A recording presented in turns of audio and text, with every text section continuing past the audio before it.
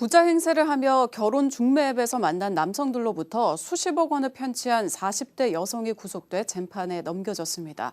신분을 속인 건 물론이고 혼자서 1인 3역에 변호사 역할의 알바까지 고용하는 등 최근 세간을 떠들썩하게 한 전청조 사기 수법과 판박이었습니다. 구현희 기자가 보도합니다. 40대 여성 김모 씨는 지난 2021년 결혼 중매 앱을 통해 50대 남성 A 씨에게 접근했습니다. 자신을 미술품 경매 관련 일을 하는 사람으로 소개한 뒤 만난 지 얼마 되지 않은 A 씨에게 명품을 사주고 해외여행까지 데려갔습니다. 이런 식으로 재력을 과시하던 김 씨는 갑자기 투자와 사업자금 등의 명목으로 돈을 요구하기 시작했습니다. 당시 대기업에 다니고 있던 A 씨에게 퇴직을 종용한 뒤 퇴직금까지 받아 챙겼습니다.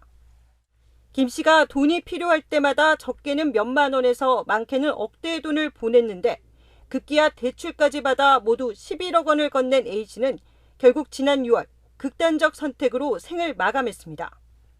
퇴직을 하게 만들더라고요, 그 여자가. 사업 자금도 그렇고 혼인신고서로 협박을 하는 남자가 나타났다는 등 뭐 아빠 엄마 갑자기 다 죽어서 그랬다는 등 말도 안 되는 그런.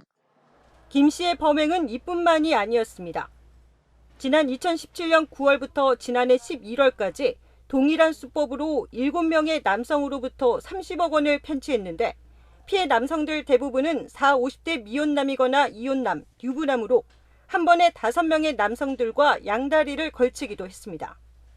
피해 남성들은 자신을 갤러리 관장이나 부유한 집안의 자제라는 김 씨의 말에 속아 짧게는 2년에서 길게는 7년 이상 교제하며 수천만 원에서 수억 원을 건넸습니다. 처음에 만나면은 이제 피해자들 상대로 우선 그 해외여행을 이제 동행을 하면서 여행 경비를 자기가 조달을 하고 피해자들 상대로 명품을 제공한다든지 이렇게 해서 자기가 재력이 있다는 이런 쪽으로 믿게끔 이렇게 갔습니다. 특히 김 씨는 여러 대의 휴대폰으로 친정엄마 행세를 하는 등 1인 3역을 하고 변호사 역할을 할 알바까지 고용하는 치밀함도 보였습니다. 그런 식으로 이제 자기가 변호사라고 하면서 전화가 왔어요. 그래서 저는 공범이라고 생각을 했죠. 심부름 그런 거 있잖아요. 심부름 센터. 네, 그런 걸로 이제 돈을 주고 샀더라고요, 사람을. 경찰 조사 결과 김 씨는 동종정가로 출소한 지 얼마 안 된 상습범이었습니다.